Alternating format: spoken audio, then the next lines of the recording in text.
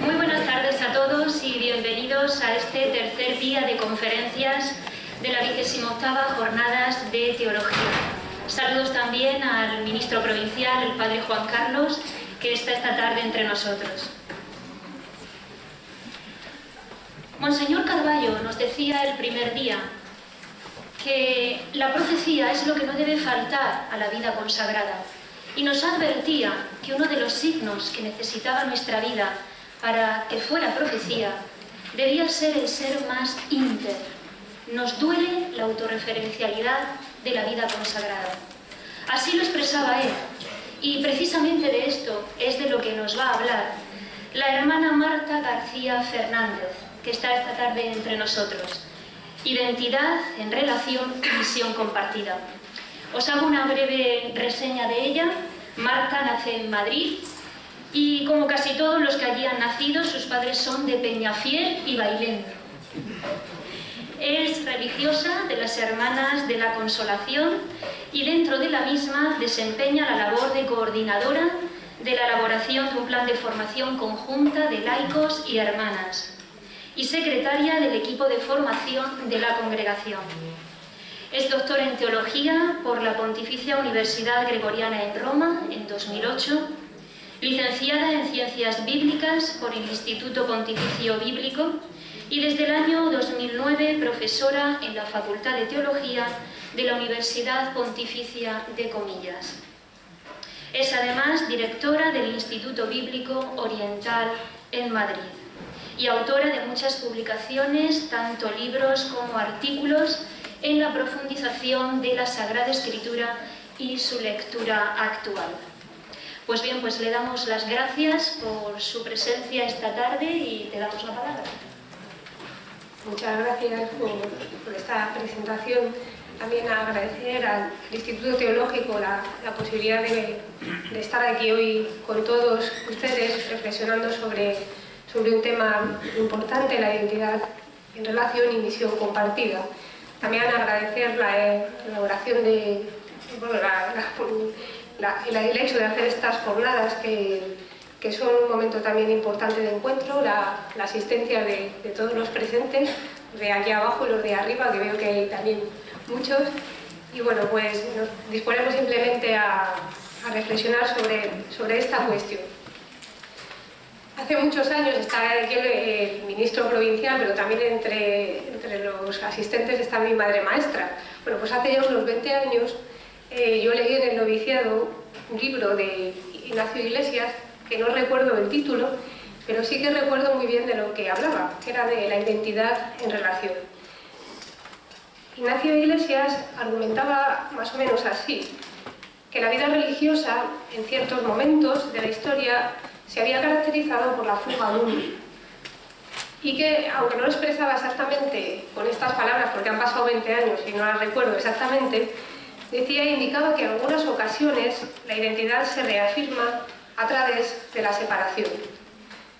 Pero él sostenía que solamente una identidad fuerte puede estar en relación. De otro modo, o necesita separarse para reafirmarse, o se diluye cuando se relaciona, cuando interacciona con otros. La sentencia de André Malraux, en cierto modo, presenta de una manera sintética uno de los aspectos nucleares que quisiera abordar en esta tarde: identidad en relación y misión compartida.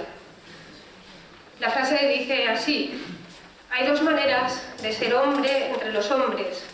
La primera consiste en cultivar la diferencia, la segunda en profundizar la comunión. Si allí donde pone hombre ponemos vida consagrada o ponemos consagrados, entonces quedaría así: hay dos maneras de ser vida consagrada o consagrados entre los hombres.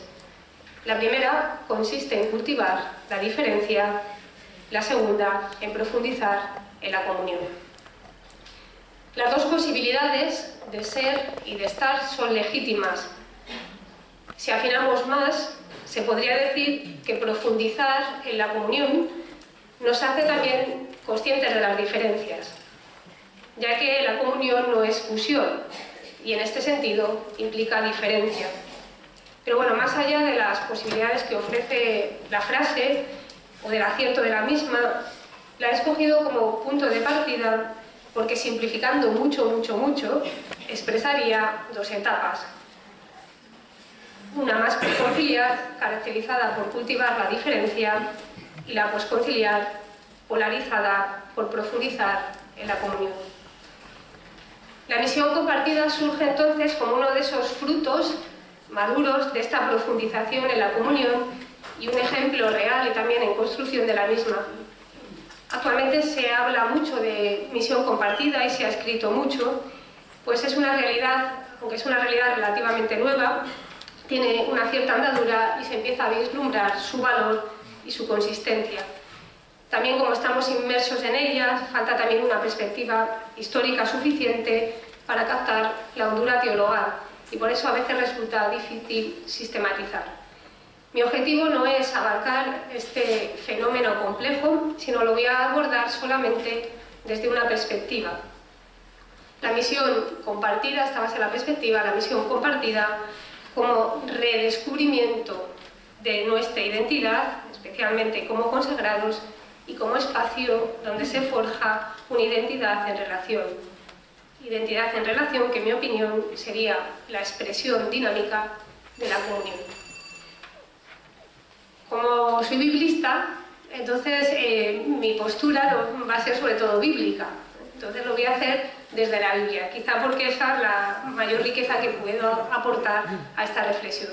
Entonces tienen un esquema, verán que voy a afrontar, voy a poner los fundamentos bíblicos de por qué esta misión compartida y esta identidad en relación.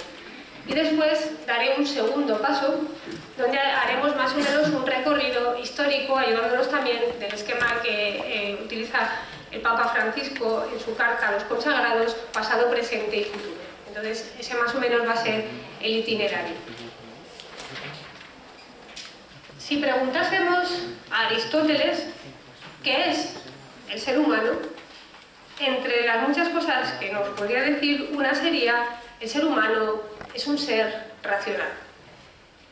Si en vez de interrogar a Aristóteles se lo preguntamos a la Biblia, la Escritura nos diría: el ser humano es hijo de Dios, es hijo de Adán. En la primera, el hombre se define en conexión al animal y al mismo tiempo con un elemento que lo diferencia, su dotación racional. En la segunda, la identidad del ser humano se presenta en base a una relación. El ser humano es hijo. No tiene origen en sí mismo, viene de alguien. La esencia del ser humano es la de ser hijo y se utiliza un término relacional. Es decir, para la Escritura, lo esencial, lo que mejor nos define, es la relación. Y esto que es para el ser humano, también lo será para Dios.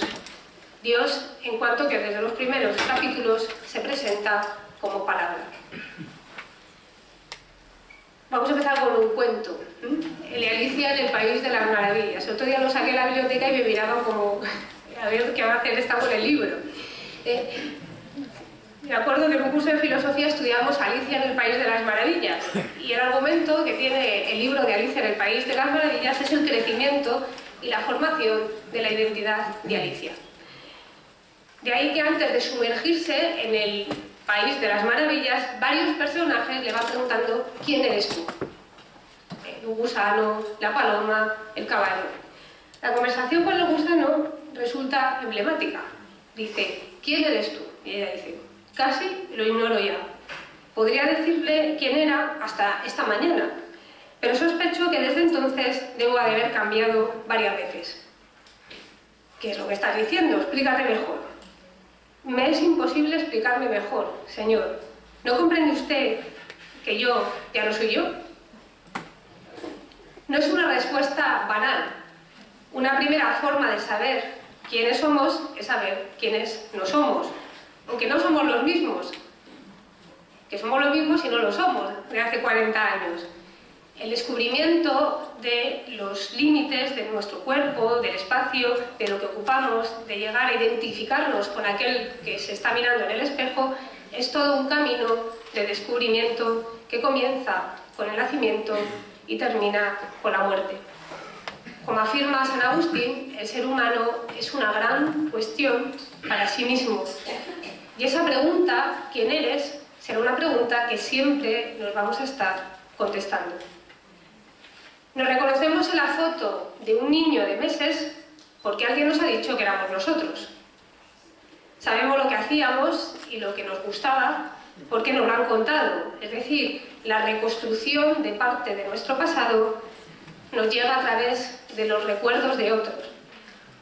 Pero además, nuestra identidad se ha ido forjando en parte en la relación, tanto con efectos positivos como posibles efectos negativos. Si un niño crece oyéndose que es torpe, probablemente lo será. Si por el contrario un niño crece esperando y confiando en él, probablemente tiene muchas posibilidades de ser así. Es decir, no solo el otro me descubre mi identidad, sino que también la forja. O lo que es lo mismo, nuestra identidad se va formando en la relación. Es una identidad dinámica que se construye a lo largo de toda la vida, porque el principal quehacer del ser humano es el metafísico, es hacerse. Bueno, pues estas consideraciones de índole más antropológica se valdrían para la vida consagrada en general, valdría para toda vida cristiana en general y para cada cristiano y para cada consagrado en particular.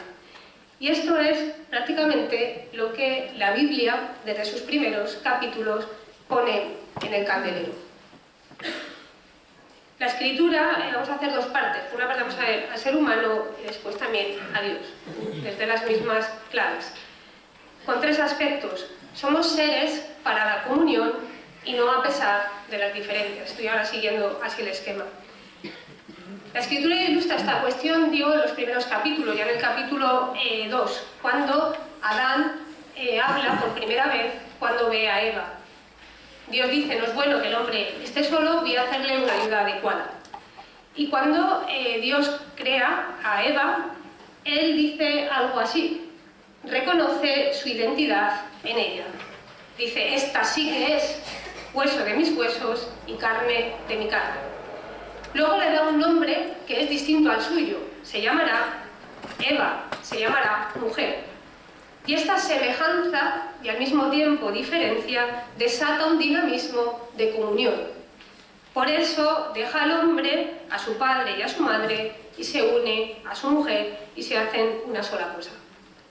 Primero se diferencian para luego unirse sin confusión y esto implica una nueva separación, dejar a su padre y a su madre. De este pequeño texto se pueden inferir varias cosas. Primero, que el ser humano habla, solamente habla, Adán no había hablado hasta este momento, cuando tiene a alguien semejante a él. Es decir, el otro nos humaniza. Segundo, el otro es portador de mi identidad. Descubriendo la suya, puedo dar nombre a la mía. Esta sí que es hueso de mis huesos y carne de mi carne. Tercero, el otro no soy yo, es alguien diferente. Y este es el principio de toda relación, que comporta diferencia y asimetría. De otro modo, como incansablemente está diciendo el Papa Francisco, sería una relación autorreferencial o una proyección freudiana. Cuarto, semejanza y diferencia desatan un dinamismo de comunión. Se hacen una sola carne. No solo el otro es portador de mi identidad, sino que yo no puedo alcanzar la mía, sino a través de la comunión. El otro me completa, es parte de mi identidad y también distinta de ella. Y juntos alcanzamos esa unidad que no es confusión, que no es fagocitación. Y quinto, la verdadera identidad no es solo cuestión de genética, te la revela otro. Cuando esto ocurre, el marco de referencia fundamental, padre y madre, se abandona para formar una nueva familia. La otra cara de la moneda es el episodio de Caín y Abel. De nuevo, este episodio vuelve a presentar la cuestión de la relación, solo que desde una perspectiva problemática. No solo ya hay la diferencia sexual hombre-mujer, sino también hay diferencia entre los hermanos. ¿Por qué? La primera y más obvia, porque uno ha nacido antes y otro después. Y esto en Israel ponía un problema, porque esto también hace que uno esté en diferente relación a la bendición. El primogénito recibía la bendición y por lo tanto igual a la vida. Y la segunda diferencia la indica el texto. Caín era agricultor y Abel era pastor. Y no son solamente dos formas de vida distintas, sino que son dos formas de religiosidad distintas, de relación con Dios distintas. De hecho, Caín ofrece las primicias de la tierra y Abel ofrece el primogénito del rebaño. Esta diferencia que debía de ser lugar de la comunión, esta diferencia que es condición sine qua non para la comunión, se convierte aquí, en este texto, en un lugar de rechazo y de violencia. Ciertamente el texto dice que Dios prefiere la ofrenda de Abel a la de Caín, pero en realidad es el modo con que tiene la Escritura para expresar una cosa, y es que Dios ama personalmente. Es decir, que le agradó la ofrenda de uno y no tanto la del otro, es una forma de señalar que Dios se relaciona de manera diversa con cada uno. Porque si de parte de Dios esto se llama un modo de relacionarse diverso, nosotros lo vivimos como preferencia. Génesis 4 entonces lo que revela es la incapacidad de aceptar que Dios se relacione de diferente manera, que Dios pueda actuar por elecciones. Y es nuestro modo distorsionado de percibir la realidad de Dios. Cuando el hombre lo percibe así, cuando el hombre percibe que el otro es portador de una diferencia que viene juzgada como injusta, entonces se dispara inevitablemente el mecanismo del rechazo, la no aceptación, la envidia. Y la envidia es homicida, la envidia mata, porque es querer estar al puesto del otro. Esta envidia que es homicida es también una envidia, el homicidio genera siempre suicidio, porque Caín mata a Abel y entonces deja de ser, de definirse como el hermano de alguien, se autocondena a la soledad y por lo tanto esa identidad que era suya, la de ser hermano, deja de ser, se desnaturaliza y por lo tanto mata la posibilidad de ser hermano de alguien. Por eso ese homicidio es en realidad una especie de suicidio.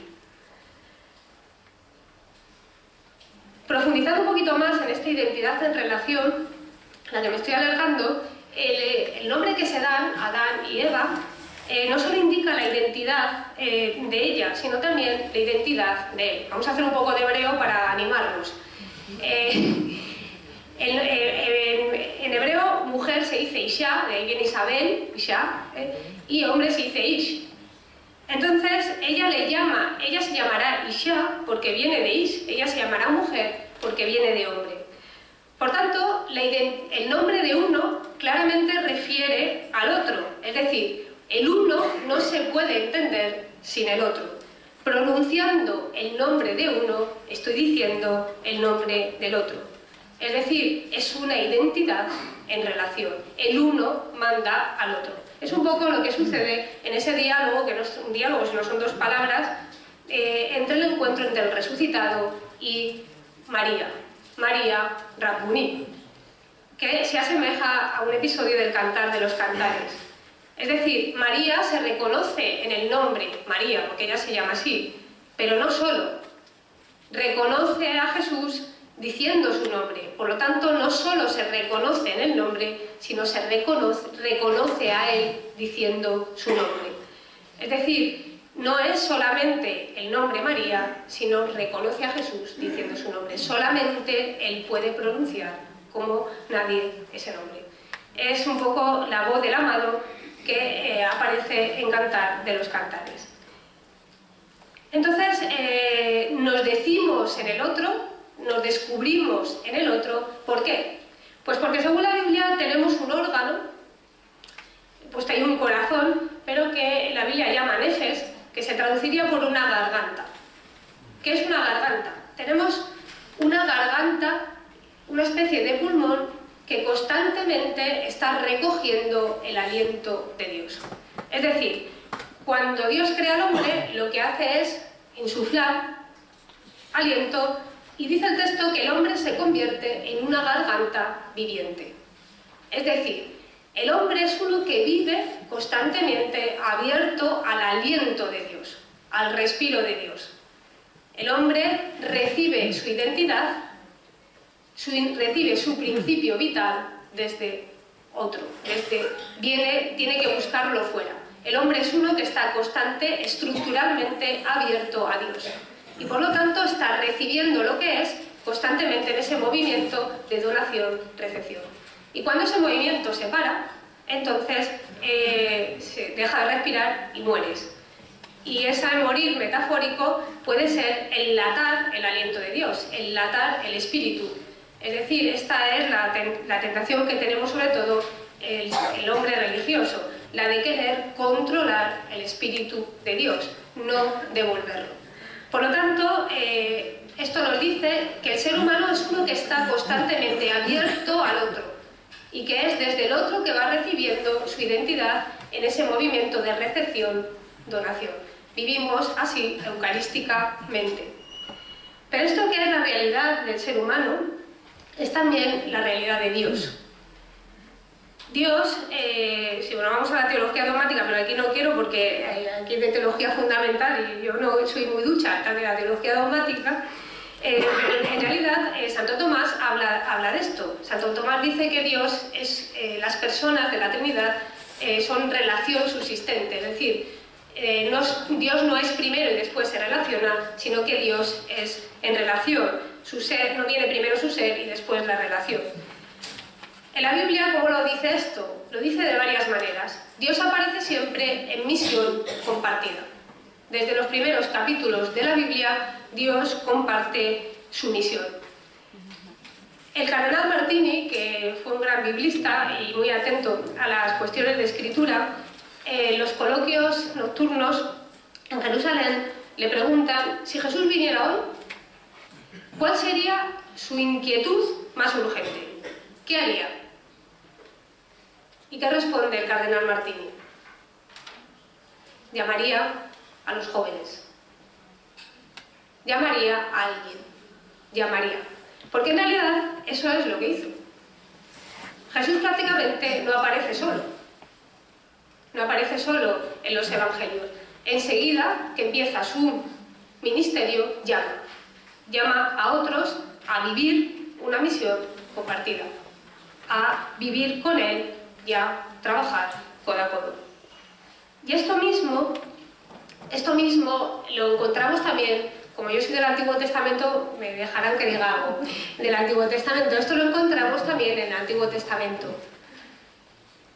Cuando se comienza esta historia de pecado, que comienza en Génesis 3, y esta historia va cada vez peor hasta que termina en el cataclismo del diluvio, pero aún así la historia no se soluciona y hay todavía otro episodio también emblemático que indica, de alguna manera, es el paradigma del pecado, que es la historia de Babel.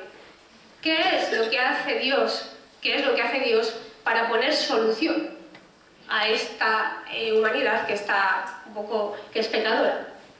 Pues lo que hace es llamar a un hombre. Llama a Abraham. Lo podía haber solucionado de otra manera. Podía haber bajado él en persona, cargarse a los malos, podía haber dicho, lo voy a hacer yo. Dios responde a esta historia eligiendo a un hombre para que sea bendición para otros. Y esta es, la historia va a ser eso, la historia bíblica, una sucesión de hombres y mujeres que dicen que sí a Dios y que con su fidelidad llevan adelante el plan divino. Trabajan con Dios en misión compartida. Podría parecer que esto es debido al pecado, pero no, todavía, mucho antes pasa así. Dios, mis padres me preguntaban que si mis padres eran agricultores, porque por lo visto los que han venido sí. Mis padres no lo eran, pero Dios lo es. Lo primero que hace en la Biblia Dios es plantar un huerto. Dios lo primero que hace es plantar un huerto, es un Dios agricultor. Y lo que le dice al hombre, sale un poco mal porque no estaban las fuentes, es cultivar la tierra. Lo que tiene que hacer el hombre es lo mismo que hace él, cultivar la tierra. Y se dice con una palabra que suena a clausura, abad. Los abades viene de ahí. Es un verbo que significa labrar y que significa dar culto, de ahí cultivar. Por lo tanto, labrar la tierra es dar culto a Dios. Cuidar la tierra, el trabajo, es dar culto. Y cuando el hombre peca, Dios, cuando los expulsan de Edén, en el capítulo 3, del versículo 23, la misión sigue siendo la misma, labrar la tierra. Es decir, el pecado no elimina la vocación humana. El pecado, como les pasará a Pedro, no elimina la vocación humana. Por lo tanto, la vocación humana es una vocación divina. Vivimos desde el principio en misión compartida. Además, este Dios, que desde el principio está en misión compartida, es un Dios que en la Biblia no se dice sin nosotros. Por ejemplo, a diferencia de otras teogonías, Dios, la Biblia aparece siempre, enseguida se crea al hombre, en el versículo 27. En otras teogonías aparecen mucho tiempo, se narra la historia de los dioses, después aparece el hombre. Sin embargo, en la Biblia no, ya en el versículo 27 aparece el ser humano. Es decir, Dios no solamente no está sin el hombre, sino que se autopresenta como un Dios en relación. Yo soy el Dios de Abraham, el Dios de Jacob, el Dios de Isaac. Y Jesús, en el Nuevo Testamento, era el Dios de nuestro Señor Jesucristo. Es decir, se autopresenta como un Dios en relación al ser humano. Igualmente encontramos en la fórmula de la alianza, tú mi Dios, yo tu pueblo. ¿Quién es este Dios? Un Dios en relación, un Dios volcado hacia su pueblo. ¿Y quién es Israel? El pueblo de Dios. Uno no se puede decir sin el otro. Es lo mismo que nos pasaba con Ish y Shah. No se puede decir, no se entiende uno sin el otro. Es una identidad en relación. Para entenderse, se tienen que entender a los dos. Como pasa en el Nuevo Testamento, Jesús que hablará de mi Padre y vuestro Padre. Y a sus discípulos serán mis discípulos, mis hermanos. No se definen el uno sin el otro, no se separan.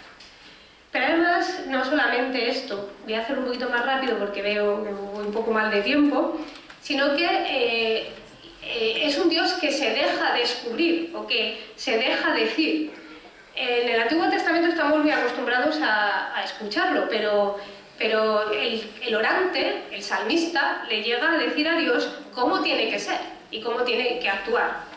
Por ejemplo, le dice, le critica casi, dice, te va a dar gracias el polvo, ¿por qué me sacaste del vientre? Protesta. Y de Jesús también se deja decir, pregunta incluso, tiene la osadía de preguntar, ¿quién decís que soy yo? ¿Y quién dice la gente que soy yo?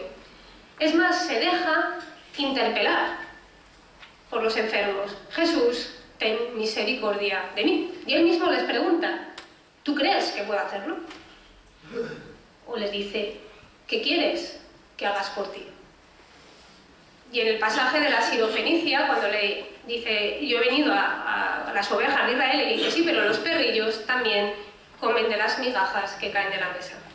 Es decir, Jesús se conmueve de la fe de esta mujer y es como si ella le descubriera, entre comillas, que su misión tiene que ir más allá. Y así hay muchos pasajes.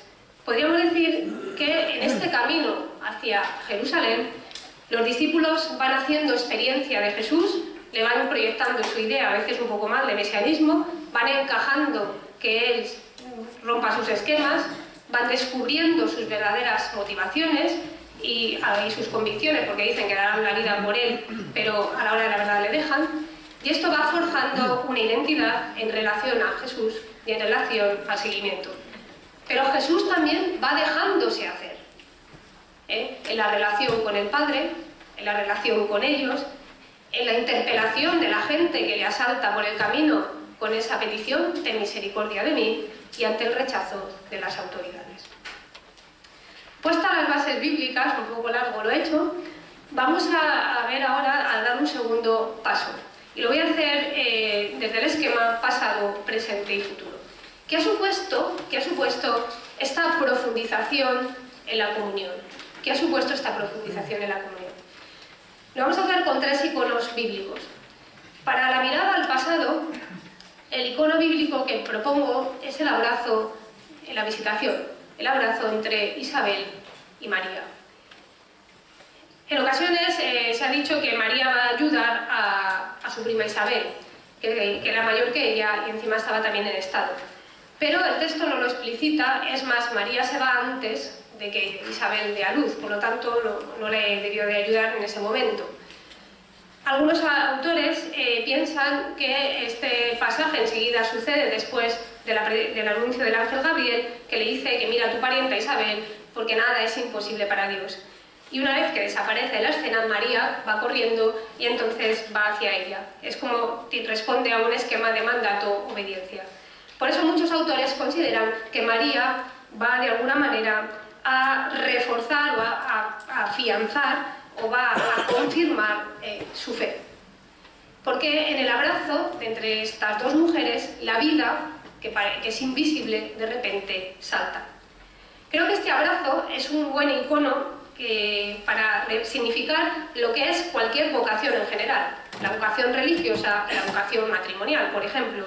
Cuando se encuentra la media naranja de tu vida, o cuando tú dices yo quiero ser religiosa y esta congregación te salta de repente la vida que tú llevabas dentro.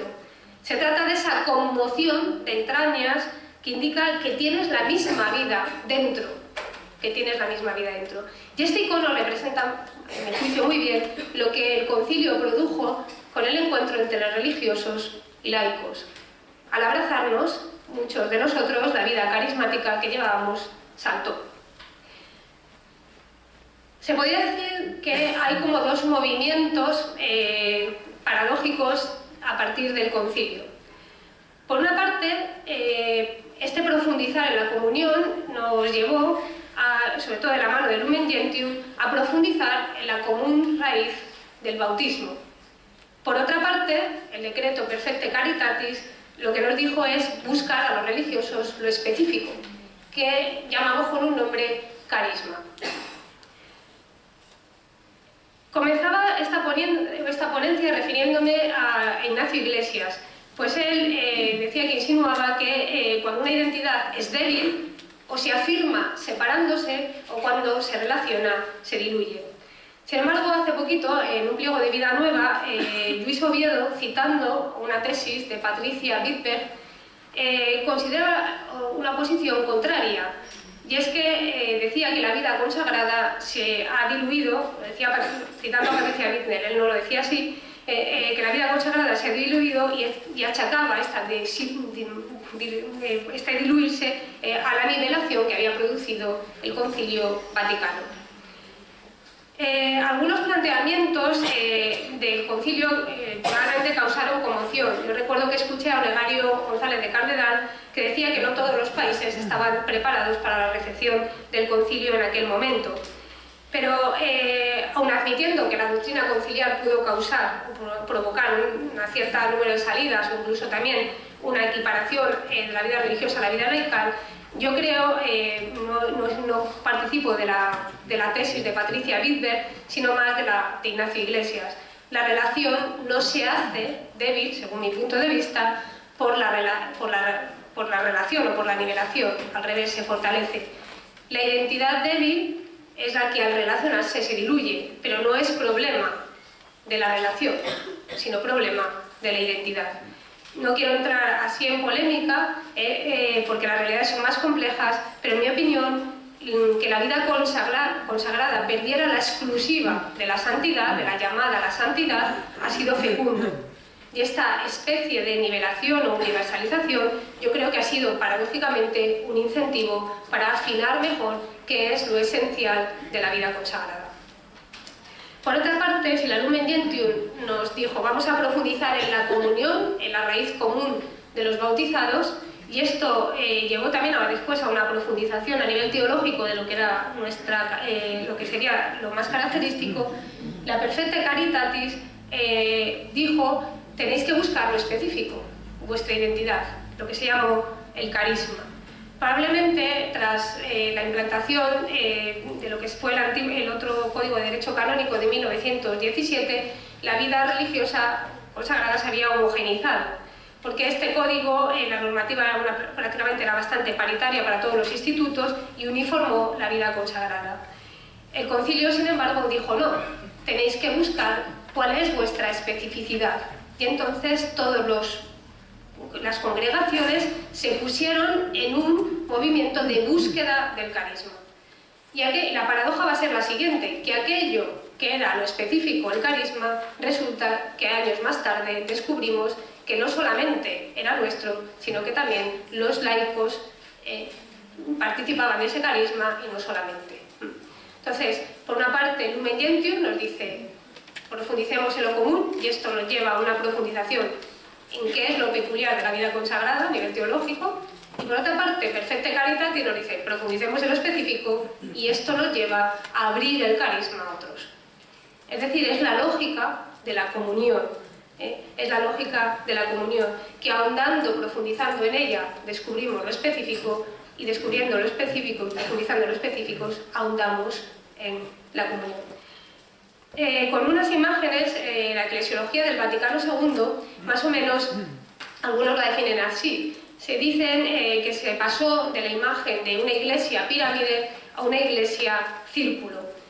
Es decir, la iglesia entendía más jerarquizada a una iglesia pueblo de Dios. Y actualmente, y sobre ella volveré, el Papa ha hablado de ella, pero también han hablado antes algún otro teólogo, se ha hecho una segunda profundización en lo que sería en esta concepción eclesial, y ya no se habla de una iglesia círculo donde todos los puntos están equidistantes, sino de una iglesia poliédrica, es decir, la realidad es más compleja. La expresión multiforme de la riqueza de la Iglesia no es simplemente un círculo equidistante, sino es una realidad mucho más compleja, como lo expresa el poliedro.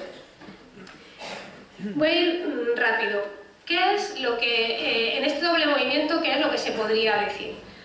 Por una parte, voy a dividir entre lo que serían los frutos teológicos y lo que he llamado frutos teologales. Es decir, por una parte, una profundización teológica. ¿En qué sentido? Lumen Gentium nos dice, muy bien, tenemos que profundizar toda la Iglesia en eso que nos hace que vivimos en común, que es el bautismo. Y esto se organiza en diferentes sínodos, el sínodo de los laicos en el 87, el sínodo de la orden sacerdotal en el 90 y el sínodo de la vida consagrada en el 94. Esto mete en un dinamismo de profundización de cada uno de quiénes somos, dentro de una imagen o dentro de una iglesia comunión. Dicen los expertos que el sínodo último, que fue el de la vida consagrada, recoge no solamente el fruto maduro de la reflexión sobre la vida consagrada, sino también el fruto maduro de la reflexión anterior, es decir, de los otros tres sínodos. ¿Y qué es lo que se puede decir que aportó? Claro, el Vaticano II ya había abierto la puerta, y después también el derecho canónico que se promulga en 1983 había dado también una segunda profundización. Pero quedaban abiertas varias cuestiones. Y según los estudiosos, Vita Consacrata, que es el documento posinodal, tiene detrás tres cuestiones. ¿Cuáles son? La primera es cómo entender. Si todos estamos bautizados y estamos llamados a la santidad, entonces, ¿cómo entender la relación entre la consagración bautismal y la consagración religiosa? Una segunda pregunta era, bueno, y entonces, la vida consagrada, ¿qué puesto tiene la Iglesia dentro de esta comunión? Y la tercera pregunta es, ¿qué nexo hay entre consagración y misión? Yo simplemente las dos primeras las voy a contestar rápidamente. Vita Consacrata, Bueno, pues ahondó en lo que es la identidad de la vida consagrada. Primero diciendo, vamos a ver, lo que nos define a todos, a toda esta variedad de vida consagrada, es la consagración. Y de hecho ya no se habla de vida religiosa, sino de vida consagrada. Cambió la nomenclatura.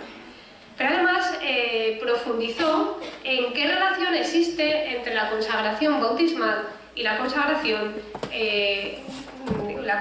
religiosa. Y en el número 30 se habla de una nueva y especial consagración. Había polémica sobre este asunto y Vita Consagrata da un paso adelante, porque dice, en realidad, si el bautismo fuera la consagración religiosa fuera consecuencia del bautismo, entonces todos estaríamos llamados a eso, porque todos, al desarrollar la consagración bautismal, tendríamos que, si fuera una consecuencia, tendríamos que llegar al otro. Y por lo tanto dice, no es lo mismo, hay una nueva y especial consagración. Pero por otra parte, también responde a otra cuestión que estaba candente. Bueno, ¿y qué relación hay entre lo que es la consagración y los votos? La pobreza, la castidad y la obediencia. Y lo responde en el número 22. Y entonces dice así, lo afronta desde Cristo. Dice, en Cristo, la castidad, la pobreza y la obediencia no fue algo funcional. Fue algo de su ser, de su modo de ser y de relacionarse. Por lo tanto, no se puede vivir simplemente una cuestión ética, ni una cuestión separada cada voto, sino como algo que expresa la totalidad de ser hijo dedicado y consagrado a Dios. No es algo funcional, es algo del ser. Pero después también dio una respuesta. Bueno, ¿y los consagrados qué función tienen en la Iglesia? Es decir, el Papa nos va a hablar que somos una ONG. Bueno, lo decía de la Iglesia en general, pero ¿qué es? Había dos posturas. ¿Pertenece a la estructura de la Iglesia o es algo también funcional? Ya Juan Pablo II, en alguna de las audiencias antes del sínodo, en la del 12 de octubre, lo deja claro. La vida consagrada pertenece a la voluntad fundacional de Cristo, aunque históricamente haya aparecido posteriormente. Es decir, no es algo coyuntural, no es algo funcional, es algo esencial. No puede faltar a la Iglesia. La Iglesia no podría existir sin él. La Iglesia de Cristo no podría existir sin ello. Entonces, viendo este panorama diríamos, pues qué bien. Muchos de los problemas teológicos se han resuelto. Muchos de los problemas que se tenían se han resuelto. Sin embargo, a nivel existencial, a nivel vital, nos seguimos preguntando qué sentido tiene la vida consagrada, cuál es nuestra identidad. Es como si experimentáramos una pequeña crisis, no sé si pequeña o grande crisis. ¿Quiénes somos? Lo sabemos muy bien, nos lo han dicho, pero en realidad a nivel vital experimentamos otras cosas. Es decir, ahí estamos en un momento, se podría decir, si queréis, de crisis. ¿Quiénes somos? ¿Qué hacemos? Y esta crisis nos viene por diferentes medios. Yo no me quiero detener en ellos porque se han analizado mucho, pero creo que simplemente lo voy a dar de una posición bíblica. La crisis mayor que tuvieron en la Biblia fue el exilio. ¿Y qué les pasó en el exilio? Que todos los puntos de referencia se cayeron. Ya no tenemos, como dice Lamentaciones, no tenemos profetas, no tenemos príncipes, no tenemos un lugar donde ofrecerte holocausto. Es decir, los puntos fundamentales, la tierra, la monarquía y el templo, han caído y tienen que redefinirse. Y esto da síntesis muy interesantes, porque llegan a la conclusión que Israel puede existir sin tierra, no necesita una monarquía, ni siquiera el templo. Es decir, Israel nace por un sí, por un consenso libre en el desierto dado a Dios. Y por lo tanto, todo lo demás sobraría. La vida consagrada en Europa ha experimentado esta crisis por ciertos factores. Pero la pregunta fundamental, yo diría, es ¿qué quiere Dios en esta situación? ¿Cómo mirar esta situación? No voy a analizar los factores. Me parecía interesante la frase de María Zambrano, una filósofa, dice: no toda mirada es capaz de engendrar visiones. Algunas miradas nada ven, de puro, inmersas en lo inmediato. Otras, desprendiéndose un poco más, se enredan en espejismo. Otras llegan hasta figurarse personajes y criaturas. Pero hay una mirada genial de quien, habiendo llegado hasta el lugar privilegiado, teniendo un centro, mira desde él, creadoramente. Es decir, estamos llamados a buscar ese centro y desde ahí mirar creadoramente, a redefinirnos de nuestra identidad desde ese centro fundamental que no puede faltar. Si por una parte a nivel vital experimentábamos eso, también a nivel de la misión experimentábamos otra cosa. Poco a poco la crisis que provocó el calo también de vocaciones fue providencial, porque entonces nos fuimos abriendo a otras realidades. De repente descubrimos que los que trabajaban junto a nosotros también lo hacían muy bien y que los necesitábamos. A veces un poco las motivaciones no eran las mejores, pero bueno. Y entonces, forzados quizá por la situación, comenzamos a delegar cargos en las obras, los consagrados, y descubrimos que otros podían hacer lo mismo y mejor. Y esto nos puso un poco en crisis, pero nos descubrió que no éramos indispensables. Hubo un segundo momento, y es que empezamos también no solo a delegar gestión, sino aquello que pensábamos que quizá era lo más específico, la pastoral o la evangelización. Y de nuevo, otro descubrimiento. También los laicos lo hacen muy bien, y con otra sensibilidad. Descubrimos que nos complementábamos.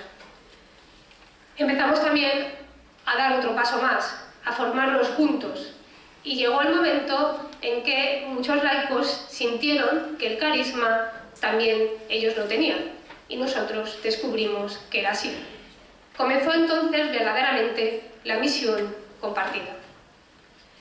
Sin embargo, esto que empezó así, como dice Arnaiz, está dando todavía un paso más nuclear. Esta misma identidad, también vocacional, reclama no solo misión compartida, sino vida compartida. En esta situación, que es incipiente para algunos institutos y otra más normalizada para otros, es donde estamos. No sé si me da tiempo, Marta, que corto un poquitín. ¿Qué ha pasado en este tiempo, en este presente? Iba a poner el icono de Ruth y Noemí, pero no lo pongo. El Papa está hablando de una iglesia poliédrica. Hemos pasado del círculo de la pirámide al círculo y al poliedro, es decir, la iglesia como pueblo de Dios, como una realidad multiforme y rica. Esto también se encuentra en la Biblia, no lo voy a desarrollar, esta visión poliédrica, es decir, el concepto de pueblo de Dios no es un concepto de uniformidad o de un gregarismo, sino que es un concepto poliédrico, somos una realidad multiforme. Y esto es lo que estamos en parte experimentando también a niveles de carismáticos. Es decir, el carisma que en un principio en algunas congregaciones pues lo teníamos los religiosos, no solamente el carisma también puede vivirse desde esa dimensión laical. Por lo tanto, se está abriendo a una dimensión más poliédrica. Se ha empezado entonces a acuñar un nuevo término, que es el de familia, que como pueden ver es un término relacional. Familia, pues franciscana, familia, voy a decir la mía, de la Consolación, familia jesuítica o ignaciana, se empieza a acuñar un nuevo término, familia. Es decir, la realidad de la experiencia que hacen del exilio, todos han nacido en ella. Todos han nacido en ella, todos son ciudadanos de legítimo derecho. Todos han nacido en ella, en Jerusalén.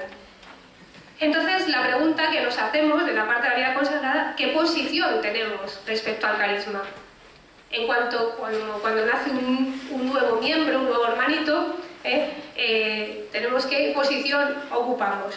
Tenemos que evitar esa historia de Caín y Abel que hemos visto antes, es decir, cómo hacer para no repetir esa historia, cómo hacer para no fagocitarnos y no ser una mera clonación. existen varias propuestas sobre las que no profundizo. Todos nacen en ella, todos viven en ella. Es decir, se están llamando, lo que dice un poco Arnaiz, a ampliar los espacios. No solamente es una misión compartida, sino que esto requiere vida compartida. Y esto requiere ensanchar los espacios. Cada institución, cada congregación lo está haciendo de diferentes maneras, cada una deberá descubrir cómo eso lo hace. Pasaría entonces, siento mucho no poderlo desarrollar más, pero bueno, pasaría entonces por terminar al futuro y simplemente decir esto. La Biblia, he dicho que voy a hacer una presentación así más bíblica, la Biblia nunca da soluciones, abre caminos, entonces no voy a dar soluciones para el futuro. La frase que cita el Papa también en su carta, que viene de Vita Consacrata, es una frase bien conocida. Dice: vosotros no solamente tenéis una historia gloriosa para recordar y contar, sino una historia que construir. Poned los ojos en el futuro hacia que el Espíritu os impulsa para seguir haciendo con vosotros grandes cosas. El icono bíblico que pondría aquí sería el de Abraham. Abraham sale a los 75, cuando prácticamente ya estamos jubilados, pues Abraham comienza a vivir una vida bastante ajetreada cuando precisamente se tendrían que jubilar. Esta historia de Abraham es interesante porque, a diferencia, por ejemplo, de la historia de Ulises, que era del eterno retorno, es decir, Ulises vuelve a su patria, el futuro es algo que en parte era conocido, aunque él vuelve ya maduro. La historia de Abraham es la historia, según la mentalidad bíblica, donde hay que abrirse a un horizonte desconocido. Es decir, como dice un autor, me parece muy bonito, Abraham es el hombre del salto en el vacío, de la partida sin retorno y de un acto de fe que le proyecta hacia un lugar desconocido y enteramente por descubrir. Esta experiencia fundamental le hace salir del ciclo del eterno retorno del que habla la historia de las religiones y libera al alma humana de la tendencia natural a buscar el camino de la salvación únicamente en el mundo conocido de su pasado. Abraham es el testigo de una fe que crea su presente y abre caminos desconocidos hacia el futuro. ¿Y qué es lo que le configura a Abraham? Abraham le configura una promesa. Abraham le configura la promesa del Hijo y de la tierra. Dos promesas que prácticamente no ve, porque se le promete un gran pueblo y solamente ve un hijo y casi lo tiene que matar en sacrificio, y se le promete una tierra y no la llega casi a ver. Y es la tierra que yo te mostraré. Y Abraham sale y se convierte en un sin papeles, en un extranjero por opción, en uno que no tiene derechos. Por lo tanto, ¿qué es lo que le configura a Abraham? ¿Cuál es la identidad de Abraham? La identidad de Abraham es una promesa. La identidad de Abraham es una promesa que ni siquiera él ve. Y ese sería mi mensaje final para la vida consagrada, que nos configura una promesa. Lo nuestro es salir, dice también Asiesca, Israel no nació de una gran proeza o de un milagro extraordinario, no es el fruto de una empresa humana o el resultado de un largo combate, nació de un acto de fe incondicional basado también en una promesa incondicional. Lo que nos configura es una promesa. Con palabras de Ortega y Gasset, nuestra vida es ante todo toparse con el futuro. La vida es una actividad que se ejecuta hacia adelante y el presente o el pasado se descubre después en relación con ese futuro. Muchas gracias.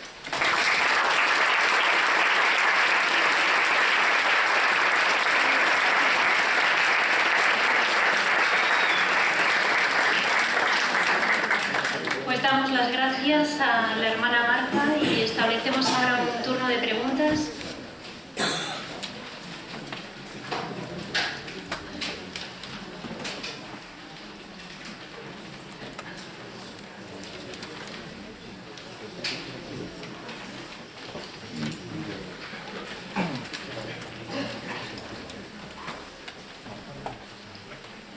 Hola, buenas tardes, muchas gracias Marta. Bueno, yo soy laico, pero bueno, la pregunta sirve igual, ¿no? En el Sínodo de los Obispos, para la nueva evangelización, nos dicen, ¿no?, que tenemos un problema eclesiológico, ¿no?, para la transmisión de la fe, ¿no? Es decir, que la Iglesia no se debe configurar, es decir, como una máquina o una empresa, ¿no? Claro, y ahí nos remite a un problema de configurarnos como real comunidad.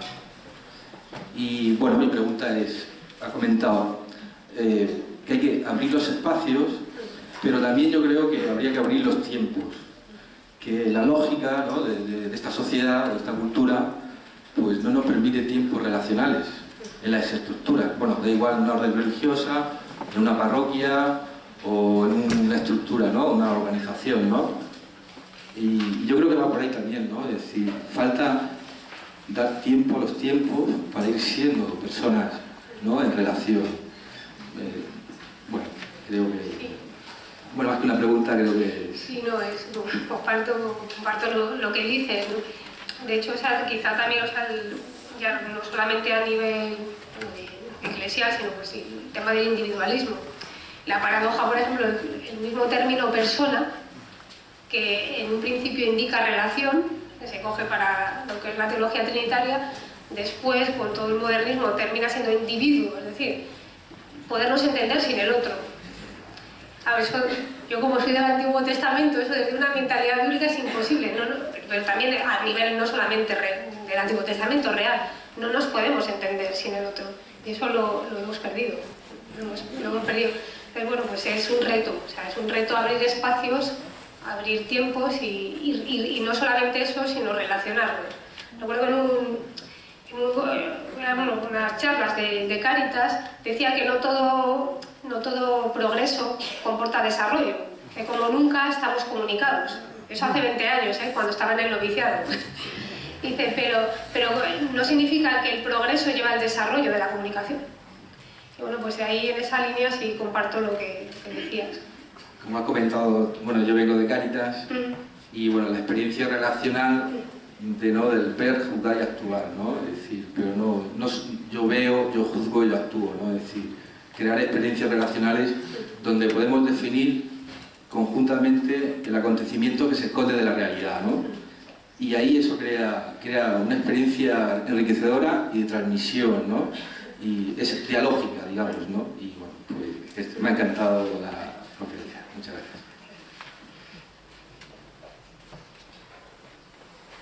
gracias. Buenas tardes. Muchas gracias, me ha gustado tu exposición, aunque casi lo más interesante lo has dejado, ¿no? Porque es el futuro, ¿no? Te has quedado justamente en la gran preocupación que nos toca vivir a las congregaciones. Sí quería compartir un poquito contigo. Hablas de familia y nosotros como familia vicenciana, yo como hija de la Caridad, qué difícil es que los hijos menores que nos crecen tengan autonomía, porque a la vez crecen al amparo de los hijos mayores. ¿No? Yo creo que ese es el gran reto, que cogiendo la savia de los fundadores del carisma puedan crecer, ¿no? Puedan crecer y tener autonomía y desenvolverse como ellos. Yo creo que es ahí el gran reto, que ellos, los distintos brotes que salen de la familia, ¿no? Aprendan a ser ellos mismos y a tener autonomía e independencia. Yo creo que ese es un reto, ¿no? Para no hacer clones, que cada uno tenga su independencia. Sí, pues en ese problema son relacionadas eso, la fagocitación, la clonación o la superprotección, o también de otra parte el miedo a salir, ¿verdad?, y a crecer. Entonces es siempre todo ese camino, ¿no? es un camino complicado, y después también cada congregación es un camino distinto. Bueno, pues sí, comparto eso. Hay un pasaje de la Biblia que me parece muy bonito, que es cuando Raquel da a luz a Benjamín. Entonces ella le pone un nombre que puede significar dos cosas: el hijo de mi angustia o el hijo de mi fuerza. Y después Jacob dice, no, 20 amigos, o sea, el hijo de mi fuerza. Es decir, el problema es que veamos que el futuro del otro nos excluye, el otro es una amenaza. Entonces, el otro es portador de mi vida, no fagocitarle, no cargarle con el peso de mi muerte. Entonces, esa relación, o sea, Abraham es uno que acepta que acoge la bendición, pero los signos son los de la maldición, que es no tener hijos y no tener tierra. Entonces, a veces esa es la dificultad, o sea, de una parte y de la otra, ¿verdad? Y bueno, pues estamos, yo creo que nadie tiene soluciones, estamos en ello, pero a mí me parece recuperable que, o sea, nos configura una promesa, nuestra identidad, y eso también nos debe de hacer caminar a veces sin saber bien, sin tener soluciones, pero sí que tenemos los principios hacia dónde.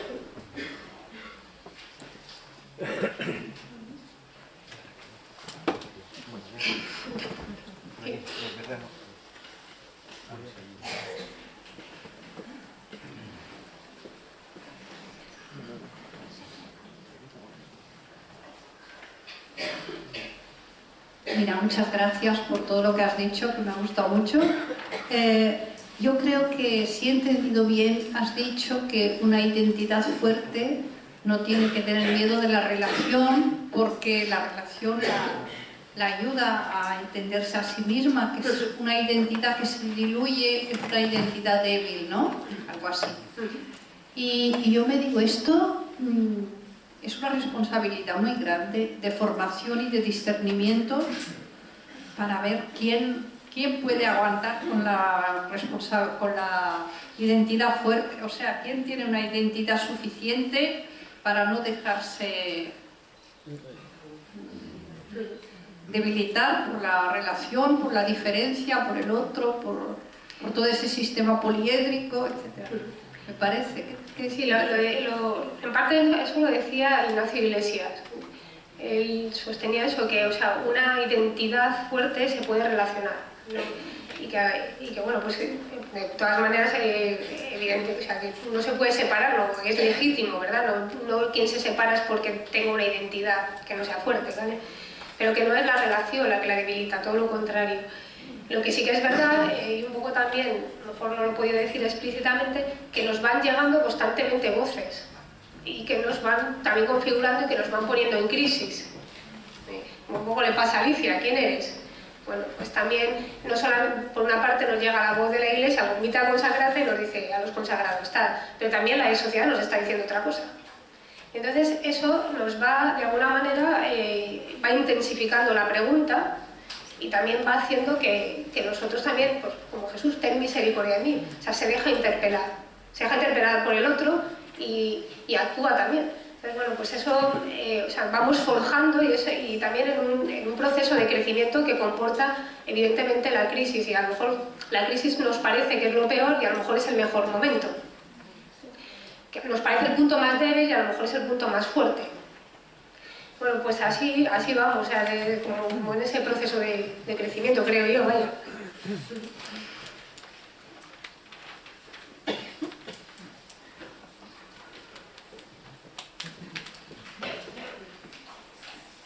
Bueno, primero felicitarle por la exposición, a mí me ha gustado muchísimo y creo que tiene muy buena opinión de los laicos.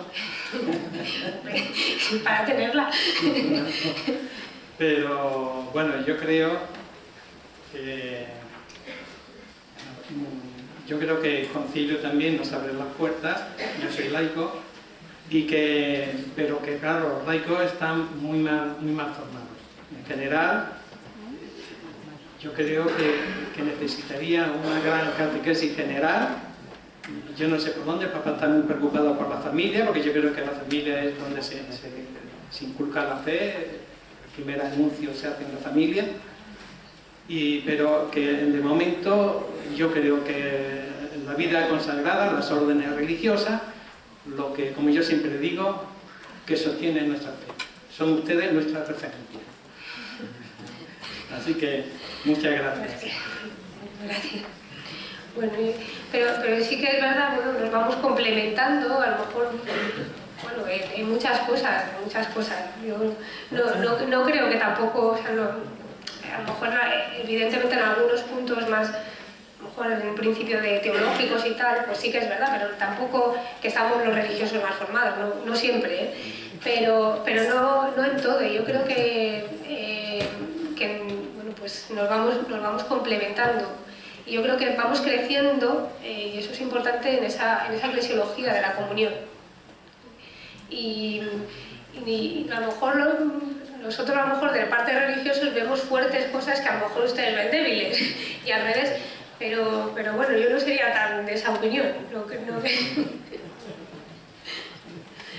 creo que esto nos está descubriendo, ¿verdad? Yo creo que nos está descubriendo y unos descubriéndonos entre nosotros y descubriéndonos después también en referencia al otro. Esto yo creo que está siendo un gran trabajo, bueno, pues uno de los grandes frutos del concilio. ¿Más preguntas?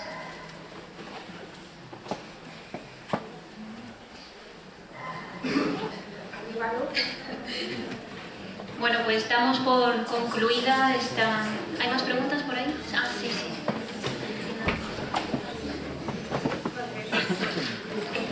Hola, yo soy esclava de Cristo Rey. También tenemos misión compartida con laicos.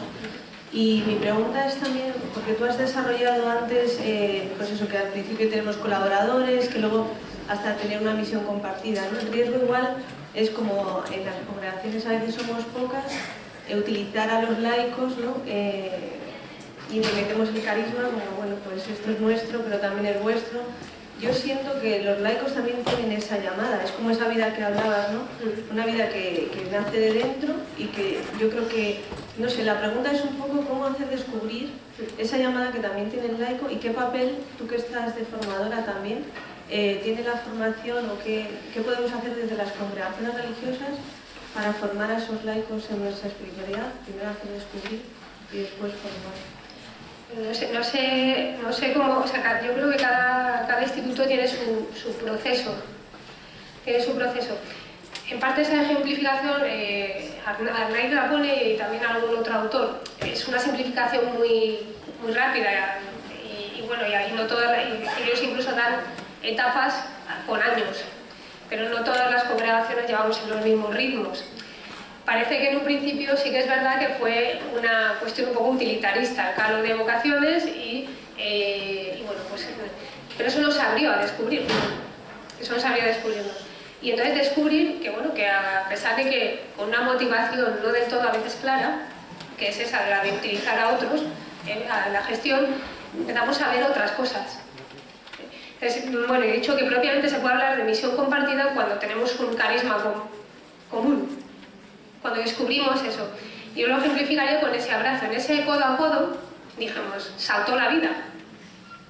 En ese abrazo entre las dos mujeres salta la vida. Y entonces es cuando aparece el deseo de unos y de otros. Es decir, nosotros también tenemos el carisma y nosotros no lo agotamos de parte de los religiosos. Bueno, entonces, ¿cómo se hace ese camino conjunto? Siempre yo creo que se va a estar purificando motivaciones. Porque como la pregunta de antes, el hermano mayor tiende a acá. Y el más pequeño, pues no, todo lo contrario.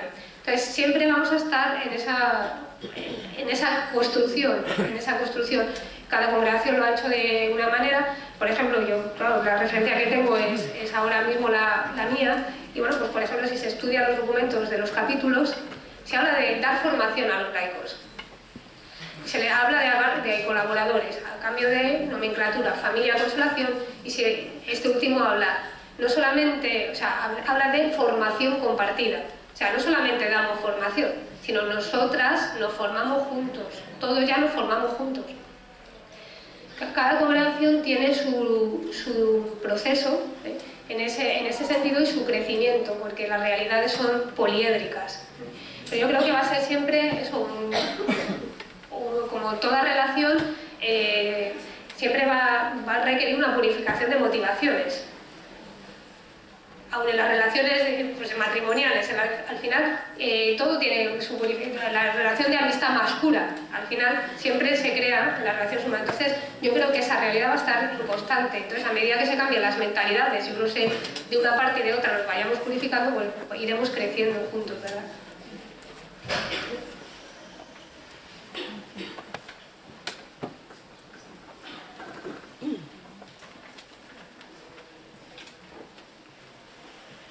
¿Ya?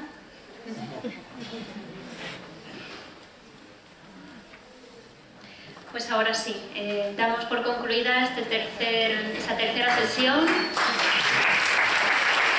Isabel Rosa Alcázar.